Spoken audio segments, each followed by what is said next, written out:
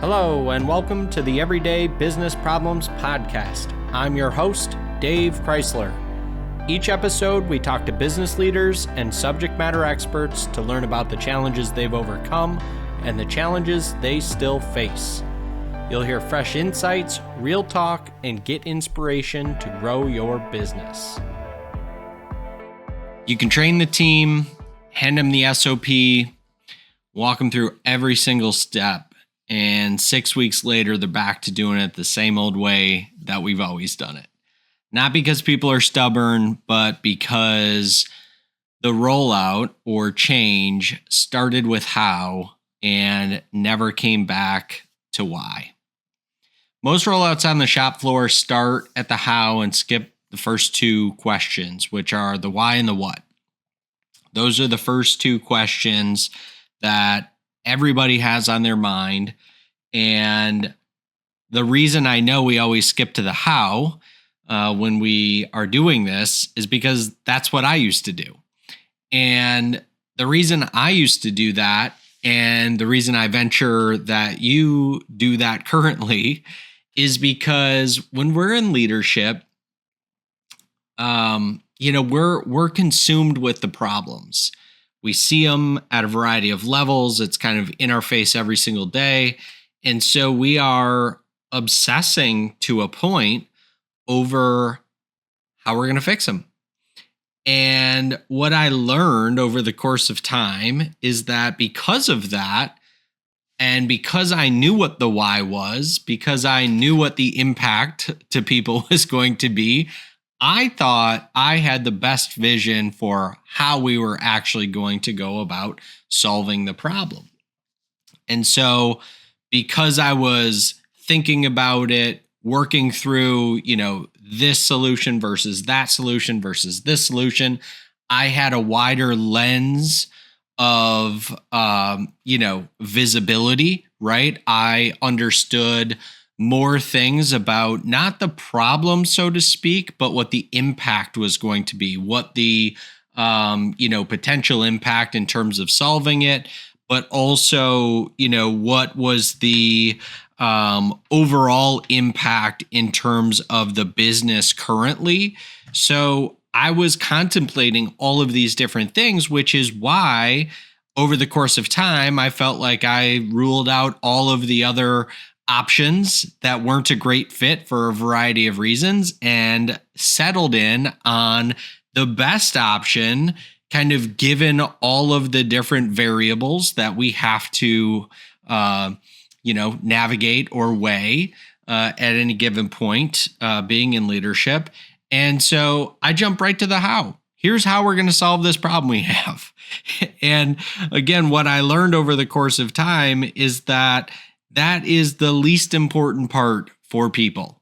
And ultimately, our entire existence is about getting people, generally the individual contributors, to understand why we need to do this thing, what the impact is going to be on them, because we, leadership included, we are always at the top of our own mind, right? So if we don't answer the what in terms of, what is the impact, we never have a chance to really roll out the how for people in a meaningful way. We also, again, something I had to learn the hard way, but we also then don't have the opportunity to bring people into the how conversation and solicit additional ideas. And that, over the course of time for me, that became a really big gap. And something that I really worked hard to close because, ultimately people that were doing the thing, that were closest to the work, they had better ideas in a lot of cases. Right now, not always. And sometimes it was like a commingling of ideas. Right. But those were some of the lessons, ultimately that I learned and what I still see today.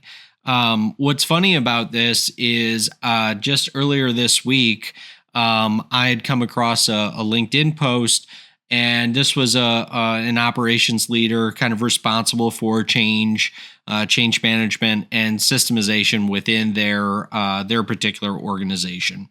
And they had kind of shared that they had a similar experience, that they had recently rolled out some new technology.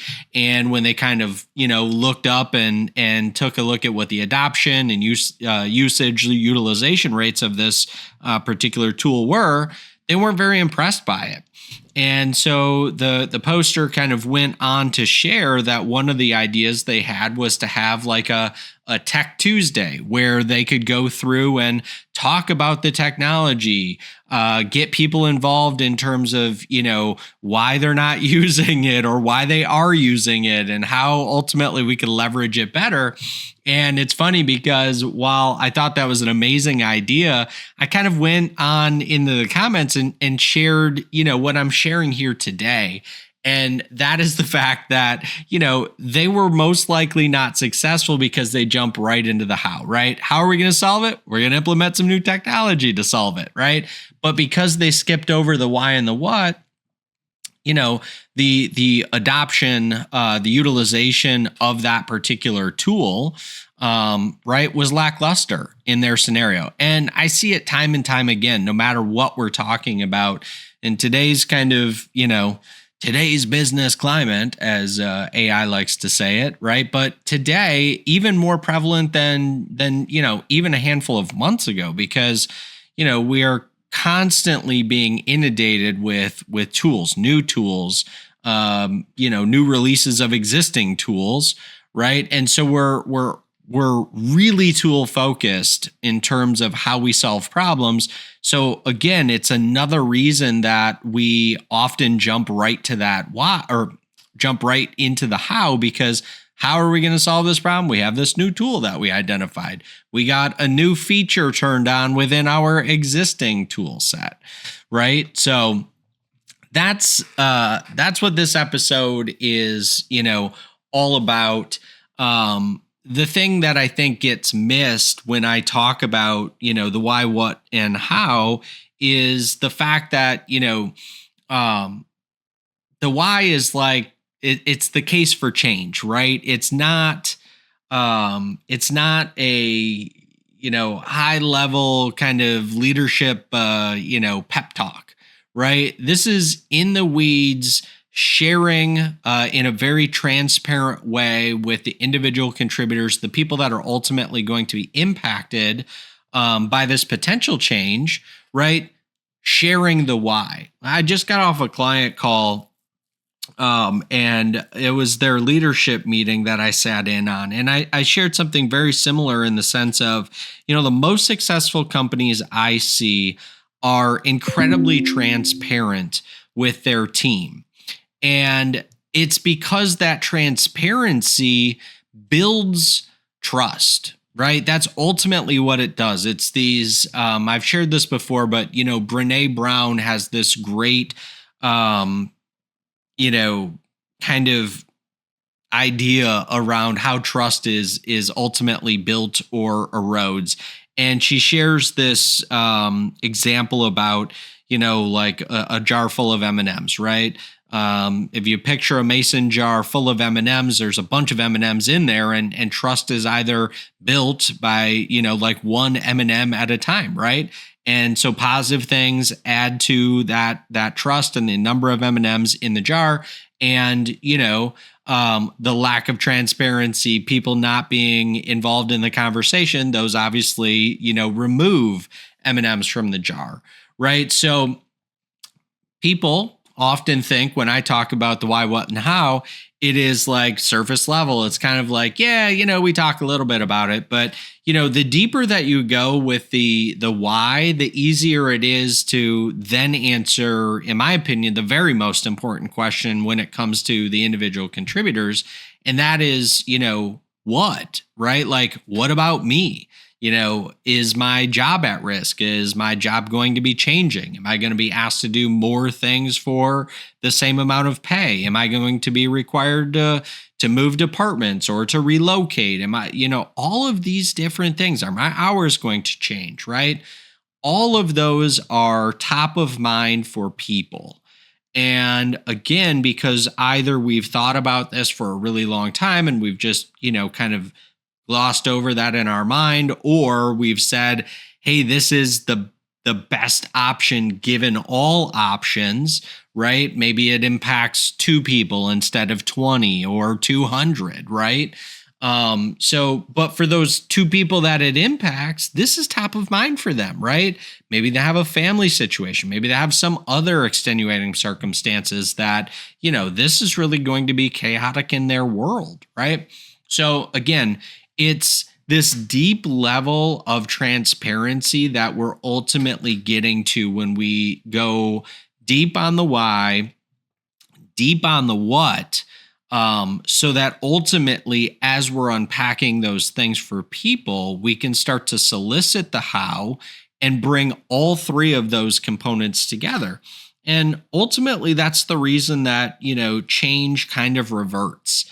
I've just seen it time and time again, whether we're talking about, a scenario of consolidating tools or implementing new tools, whether we're just talking about, general expectations in terms of, clarity, consistency, and accountability from a pure process definition and execution perspective. Ultimately, that part of the equation, it doesn't matter. It's always the same result. And it's because we've not shared, like, why are we even doing this thing? Like, who decided this was a big enough problem to make this change to begin with? If people don't see what that gap is and why this is a real problem, how it equates to their day to day, change is a real struggle bus. And then you compound things like the lack of clarity or consistency, people jumping right to accountability, right? And that's how this stuff snowballs. That's how it takes a week to go right back to where we were at. So, a couple more important points about this.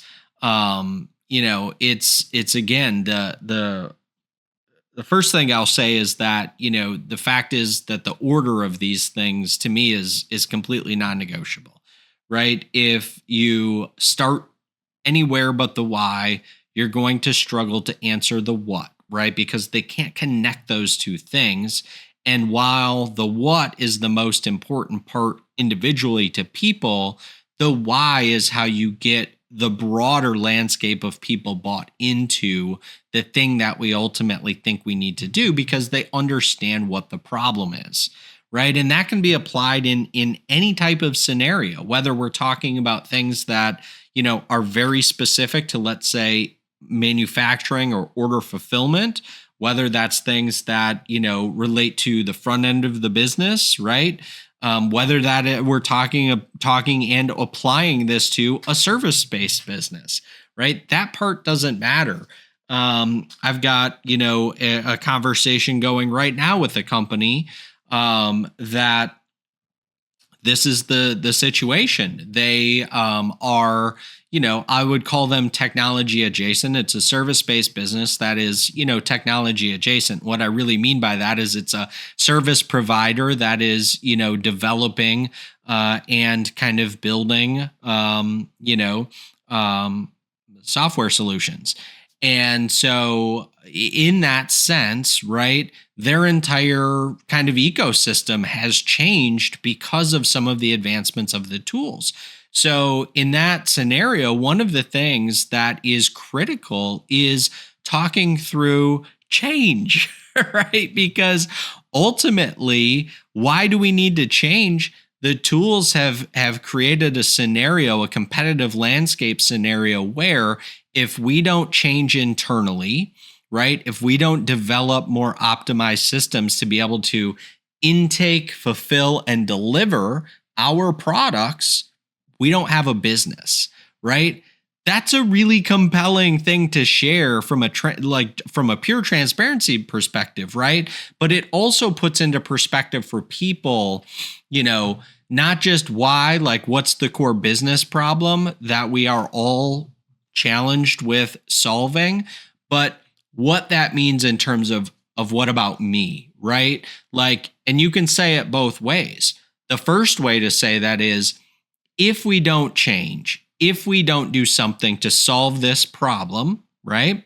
If we don't do that, you will not have a job to worry about. We will be out collectively of business, right? That's a really compelling change argument, okay? Versus starting at the how and say, we're going to change how we do intake. We're going to change how we do fulfillment and, delivery, right? We're going to change that.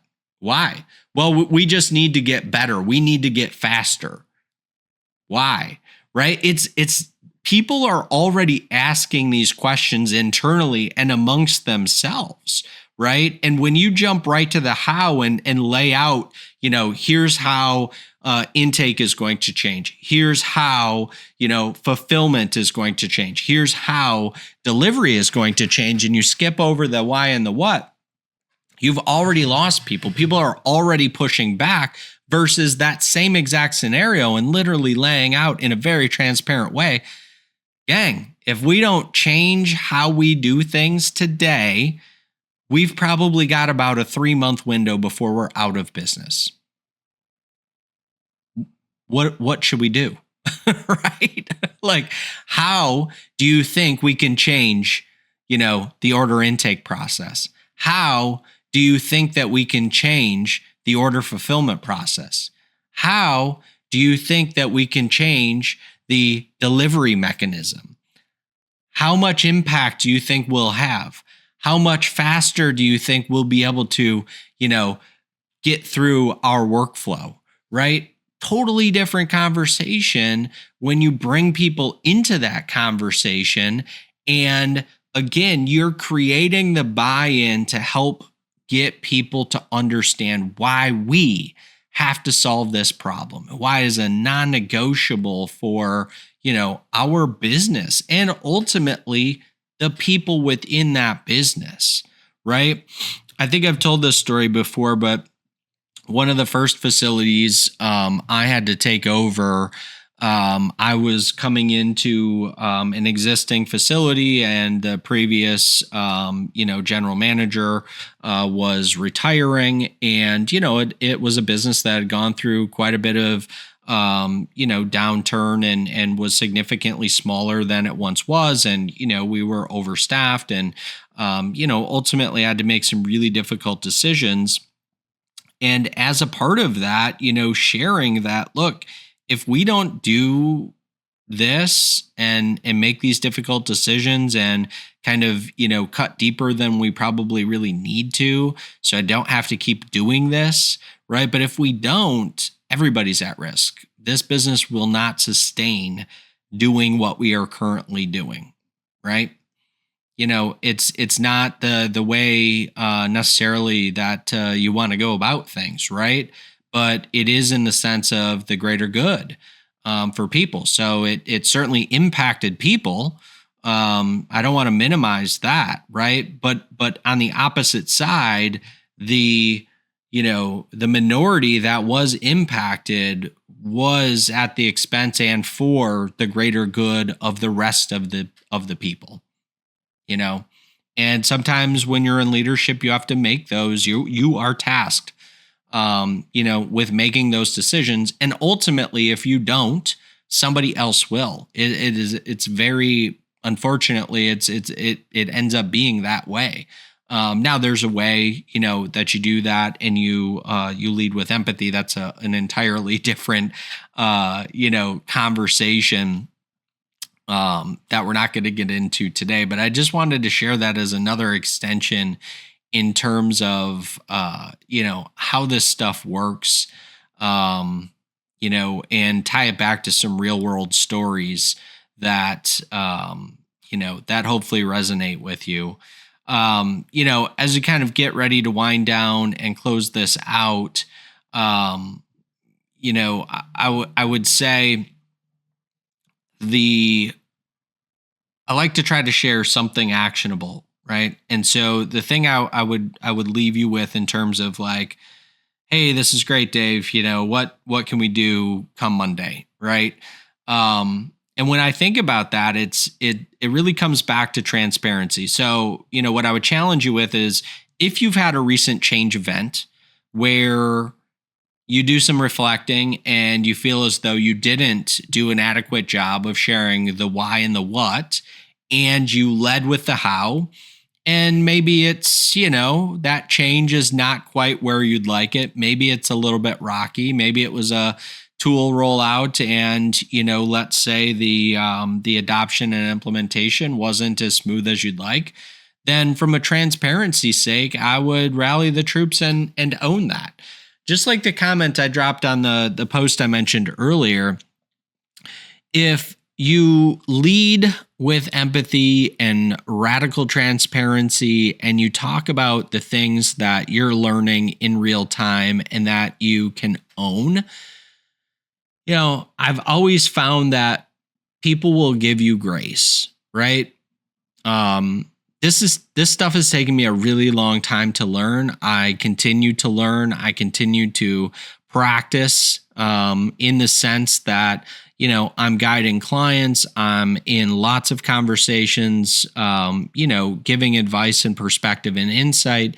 And again, I learned all of this stuff through making these mistakes and not doing a lot of this for a really long time before I finally did figure out, oh, this is what you're supposed to do. And oh, here's why, right? So a lot of times people look at this and say, well, Dave, like it all sounds great in theory, right? But it's just not that, it's not that simple, right? And I argue back, like the fact is, it is that simple. It's not easy. And it's not easy because this stuff requires self-reflection. It requires you to own mistakes. It requires you to say, hey, I screwed this up. I didn't really lead this in the right way. And not every leader, not every person is equipped to do that. And again, so what do we do if things didn't go the way we thought, right? We own it. We, provide as much transparency as possible around that. We set a new path forward, and, tomorrow's a new day, right? We live to fight a different battle tomorrow, right? Because there will be some in the future. So, that's if you had a change that rolled out maybe not as smooth as you'd like. Maybe that got reverted back in, 2 weeks, 2 months, what have you. If you are thinking about, if you have a problem on your plate that you've been contemplating and you're not, you haven't quite rolled out the how just yet, and you're still in those motions, take a pause, bring some people together, share the why. Why is this thing a problem for the business, right? Talk about that. Share the what. Here's what I think the impact is going to be. If we don't solve this problem, here's what the impact's going to be, right? If we only solve it halfway, here's what the impact's going to be. If, we gather some ideas around how we can ultimately solve this problem, here's what I think the impact to you all is going to be because of that, right? Depending on what that how ultimately is. So that's the challenge. That's the, what do you do come Monday morning? As a reminder, every one of our solo episodes is an extension of our free weekly newsletter, Business System Saturday. Highly encourage you to go check that out. Would also encourage you to check out our free operations workbench. If you haven't checked that out yet, you can do, a variety of kind of diagnostics, cost of chaos calculator. You can kind of see your operation through a very different lens. You can dig down and find out what the root cause of a lot of these issues are. And finally, you can, not just document,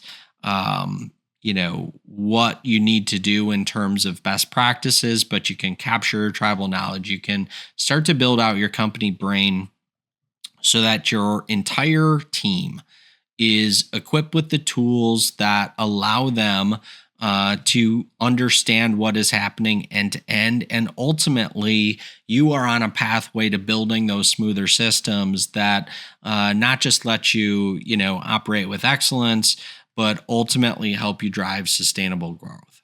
So thanks so much for tuning in, and I'll catch you on the next episode. Take care. Thank you so much for listening today.